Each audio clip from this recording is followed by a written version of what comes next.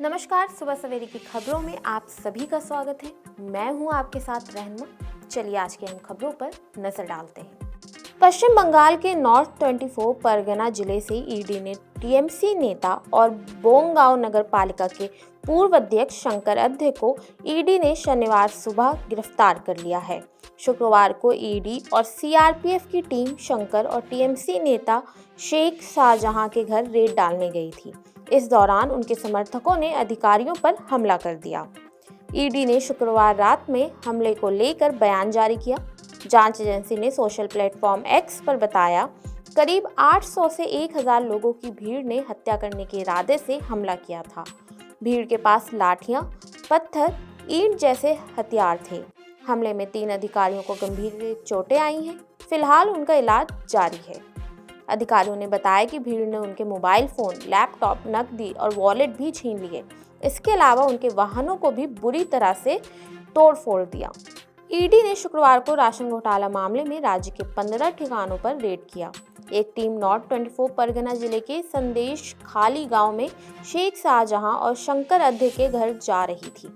इसी दौरान टीएमसी समर्थकों ने उन्हें घेर लिया और हमला कर दिया। राजस्थान में बीजेपी की सरकार आते ही बड़ा एक्शन ले लिया है। भजन लाल शर्मा सरकार के नेतृत्व में राज्य के लगभग 72 आईएएस और 121 आरएएस के अधिकारियों को तबादला कर दिया गया है। देर रात जारी की गई आईएएस अफसरों के तबादले की लिस्ट में करीब 32 जिलों के कलेक्टर बदल दिए गए हैं। कार्मिक विभाग द्वारा ये आदेश जारी किया गया है।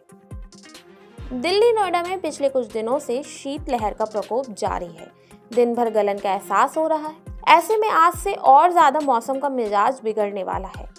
मौसम विभाग के अनुसार आज दिल्ली एनसीआर में बूंदाबांदी का अलर्ट है। बारिश के बाद तापमान और नीचे गिर सकता है। राजधानी दिल्ली समेत पूरे एनसीआर में बीते कुछ दिनों से सूरज निकलने का नाम नहीं ले रहा है। दोपहर के समय भी शाम जैसी फील आ रही है। लोग जगह जगह अलाव जलाकर खुद को कपकपी से बचाने की कोशिश करते नजर आ रहे हैं। शनिवार को भी स्थिति से राहत की संभावना नहीं है। रविवार से ठिठुरना भरी ठंड से आंशिक तौर पर राहत मिल सकती है, लेकिन ये सर्दी का अंत नहीं है। वहीं अब ठंड के साथ लोगों को बारिश का सामना भी करना पड़ेगा। शुक्रवार को भी राजधानी में पूरे दिन शीतलहर की स्थिति बनी रही। अधिकतम तापमान महज 14.6 डिग्री रहा। ये सामान्य से 5 डिग्री कम है। वहीं न्यूनतम तापमान 9.4 डिग्री रहा। ये सामान्य से 3 डिग्री कम रहा। सट्टेबाजी के लिए कुख्यात ऐप महादेव बेटिंग ऐप मामले में ईडी की चार्जशीट में बड़ा खुलासा हुआ है। चार्जशीट में छत्तीसगढ़ के पूर्व मुख्यमंत्री भूपेश बघेल का भी नाम शामिल है। ईडी ने 5 आरोपियों के खिलाफ चार्जशीट दायर की है, जिनमें शुभम सोनी, अमित कुमार अग्रवाल, रोहित गुलाटी, भीम सिंह और असीम दास का नाम है। ईडी की चार्जशीट में बताया गया है कि गिरफ्तार किए गए आरोपी असीम दास महादेव बेटिंग ऐप के प्रमोटर के लिए भारत में कुरियर का काम करता था। उसके ठिकानों से हाल ही में रेड कर करीब 5.39 करोड़ रुपए बरामद किए गए थे। इसके बाद उसकी गिरफ्तारी हुई। चार्जशीट में भूपेश बघेल का नाम आने के बाद से उनकी मुश्किलें बढ़ सकती हैं। चार्जशीट में खुलासा हुआ है कि असीम दास ने एजेंसी को बताया कि ये पैसा हाल में छत्तीसगढ़ विधानसभा चुनाव के दौरान कांग्रेस के नेता और प्रदेश के पूर्व सीएम भूपेश बघेल के लिए भेजे गए थे। असीम दास ने ये भी कहा था कि महादेव बेटिंग ऐप के प्रमोटर्स की तरफ से भूपेश बघेल को कुल 508 करोड़ रुपए दिए गए थे।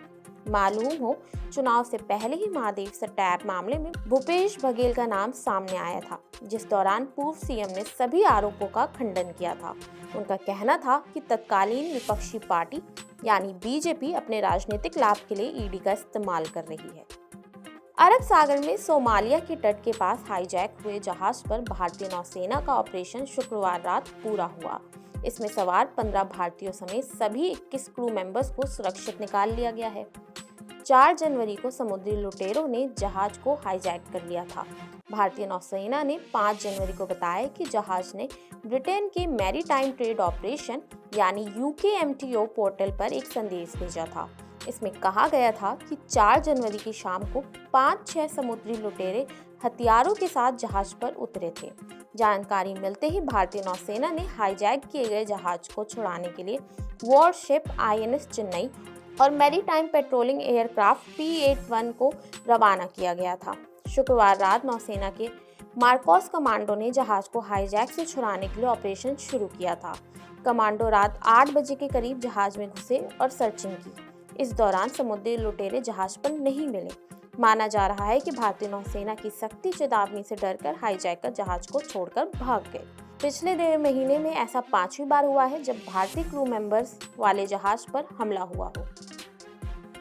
गुरुग्राम की model Divya Pahuja murder case में एसआईटी का गठन किया गया है। एसआईटी में DCP crime sector 17 crime branch के इंचार्ज इंस्पेक्टर अनिल और थाना प्रभारी सेक्टर 14 शामिल हैं। 27 वर्षीय दिव्या की 2 जनवरी को होटल सिटी पॉइंट में होटल मालिक अभिजीत सिंह ने गोली मारकर हत्या कर दी थी। 3 दिन बीत जाने के बाद भी क्राइम ब्रांच दिव्या पाहुजा के शव को बरामद नहीं कर पाई है। अब मर्डर केस से जुड़े राज खोलने के लिए एसआईटी जांच करेगी। गुरुग्राम पुलिस के मुताबिक दिव्या के घर वालों ने 2 जनवरी को उसकी गुमशुदगी की रिपोर्ट दर्ज करवाई थी। घर वालों का कहना था कि वो अपने मौजूदा बॉयफ्रेंड और होटेलियर अभिजीत के साथ 1 जनवरी को घूमने निकली थी।